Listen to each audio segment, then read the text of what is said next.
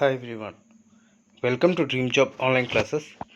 ఈరోజు మనం Indian Institute of Technology Hyderabad సంబంధించి గ్రూప్ ఏ, గ్రూప్ బి అలాగే group C permanent job vacancies notification అయితే వచ్చింది.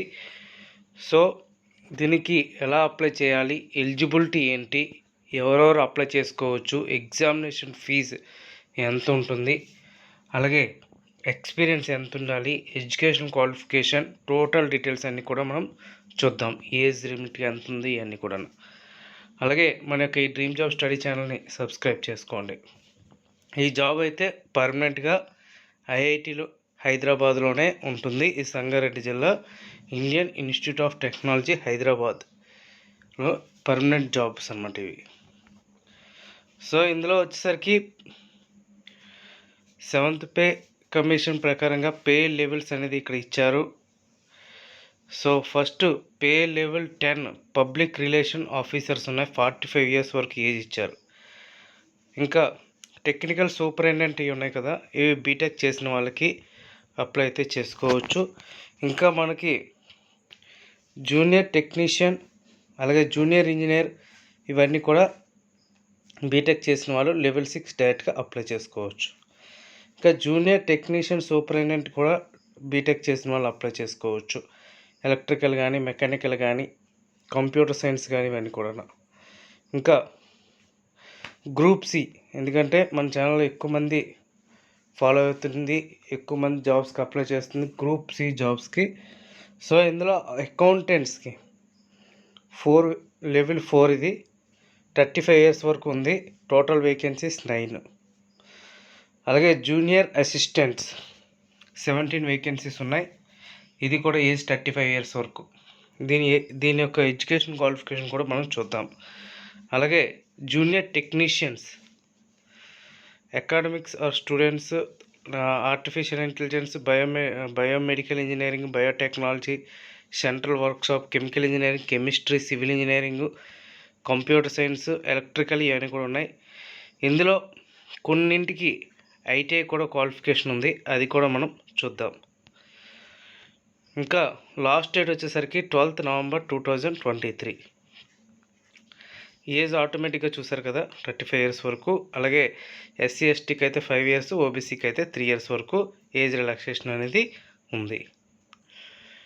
ఇందులో ఎడ్యుకేషన్ క్వాలిఫికేషన్ వచ్చేసరికి మ్యాక్సిమం బీటెక్, ఎంటెక్ ఇవన్నీ కూడా ఉన్నాయి. అంటే గ్రూప్ ఏ పోస్టులకి అలాగే గ్రూప్ బి పోస్టులకి. అండ్ ఇంకా స్టాఫ్ నర్స్ ఇవన్నీ కూడా గ్రూప్ బి వేకెన్సీస్ కింద ఇచ్చేసారు డైరెక్ట్గా. ఇంకా గ్రూప్ సి వేకెన్సీస్లో కూడా మనం చూద్దాం. ఇక్కడ జూనియర్ ఇంజనీర్ ఎలక్ట్రికల్ ఉంది కదా, ఇది కూడా డిప్లొమా లేకుండా ఓన్లీ బీటెక్ పాస్ అయ్యి ఉండేటట్టుగా ఇక్కడ ఇచ్చారు. కాకపోతే దాంతోపాటు ఎక్స్పీరియన్స్ కూడా ఇవ్వడం అయితే జరిగింది. ఇంకా ఇవన్నీ కూడా జూనియర్ టెక్నికల్ సూపరింటెండెంట్ వేకెన్సీస్ అనమాట. ఇందులో బీఎస్సీ చేసిన వాళ్ళు కూడా అప్లై అయితే చేసుకోవచ్చు అని పర్టికులర్గా ఇచ్చారు. ఇక్కడ అకౌంటెంట్స్ వచ్చేసరికి 9 వేకెన్సీస్ ఉన్నాయి. ఇందులో బీకామ్ 55% మార్క్స్ అనేది రావాలి. At least 3 years experience, relevant experience ఉండాలి. అకౌంట్ సాఫ్ట్వేర్ని యూజ్ చేసుకునే వెసులుబాటు, అంటే మీకు నాలెడ్జ్ అనేది ఉండాలన్నమాట. And next junior assistants bachelor degree, అంటే ఎనీ డిగ్రీ అనమాట. ఇక్కడ 55% మార్క్స్ వచ్చి అట్లీస్ట్ 2 years ఎక్స్పీరియన్స్ అకౌంట్స్లో కానీ, ఆడిట్లో కానీ, స్టోర్స్లో కానీ ఉండాలి. లేదంటే పర్చేసింగ్లో కానీ, అడ్మినిస్ట్రేషన్లో కానీ, ఎస్టాబ్లిష్మెంట్లో కానీ, అకాడమిక్స్లో కానీ ఇవన్నీ ఉంటే సరిపోతుంది. ఇంకా కంప్యూటర్ నాలెడ్జ్ అనేది ఉండాలి. ఇంకా జూనియర్ టెక్నీషియన్ అకాడమిక్స్ వచ్చేసరికి బ్యాచిలర్ డిగ్రీ, అంటే డిప్లొమా ఇన్ ఎలక్ట్రానిక్స్ చేసిన వాళ్ళకి మీరు అప్లై చేసుకోవచ్చు. డిప్లొమా ఎలక్ట్రానిక్స్ చేసిన వాళ్ళు, ఇది ఒక్క వేకెన్సీ మాత్రమే ఉంది. అలాగే జూనియర్ ఆర్టిఫిషియల్ ఇంటెలిజెన్స్ వచ్చేసరికి బీటెక్ ఇచ్చారు. ఇంకా ఇందులో junior technician central workshop electronics or ఇచ్చారు. ఇక్కడ ఫస్ట్ ఐటీఐ ఎలక్ట్రికల్ కానీ, ఎలక్ట్రానిక్స్ కానీ చేసి ఉండి, ఇన్స్ట్రుమెంటేషన్ కానీ చేసి ఉండి 6 years ఎక్స్పీరియన్స్ అనేది ఉండాలి. సో ఐటీఐ మీద ఒకవేళ మీరు అప్లై చేసేటట్టయితే 6 years ఎక్స్పీరియన్స్ అయితే అడిగారు. ఓకే. ఇంకా రిమైనింగ్ డిప్లొమా వాళ్ళకి కూడా అప్లై అయితే చేసుకోవడానికి కొన్ని వేకెన్సీస్ ఉన్నాయి. డిప్లొమా ఎలక్ట్రికల్ కానీ ఎలక్ట్రానిక్స్ కానీ చేసిన వాళ్ళు, కాకపోతే 3 years ఎక్స్పీరియన్స్ అయితే ఇచ్చాడు. ఇంకా జూనియర్ టెక్నీషియన్లో కంప్యూటర్ సైన్స్ చేసిన వాళ్ళకి కూడా వేకెన్సీస్ అయితే ఇచ్చారు. ఇంకా ఇందులో junior technician construction and maintenance division civil 10th class pass అయ్యి ఉండి national trade certificate draughtsmen civil ఉన్నవాళ్ళు అప్లై అయితే చేసుకోవచ్చు. కాకపోతే వాళ్ళకి 5 years ఎక్స్పీరియన్స్ అయితే ఇచ్చారు. అండ్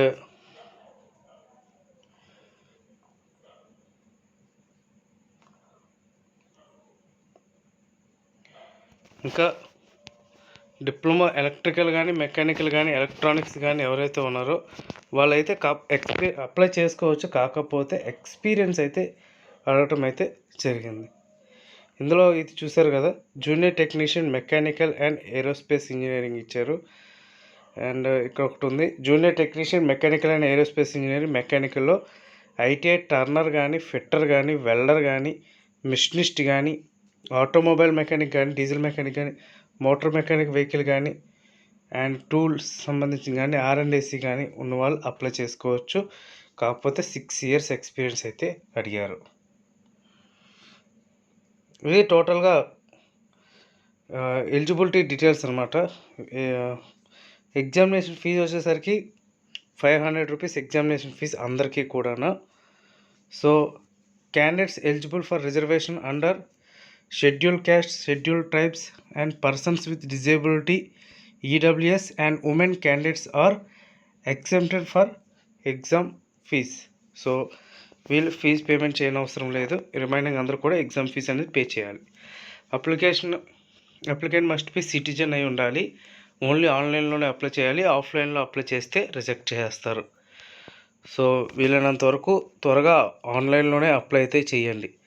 ఓకే ఫ్రెండ్స్, తర్వాత దీని సిలబస్ కానీ ఎగ్జామ్ ప్యాటర్న్ ఎలా ఉంటుంది ఇవన్నీ కూడా మనం తర్వాత వీడియోలో చూద్దాం. అండ్ నెక్స్ట్ వచ్చేసరికి లాస్ట్ డేట్ 12/11/2023. ఇంకా 10 days మాత్రమే ఉంది. అప్లై అయితే చేసేయండి. Okay friends, thank you.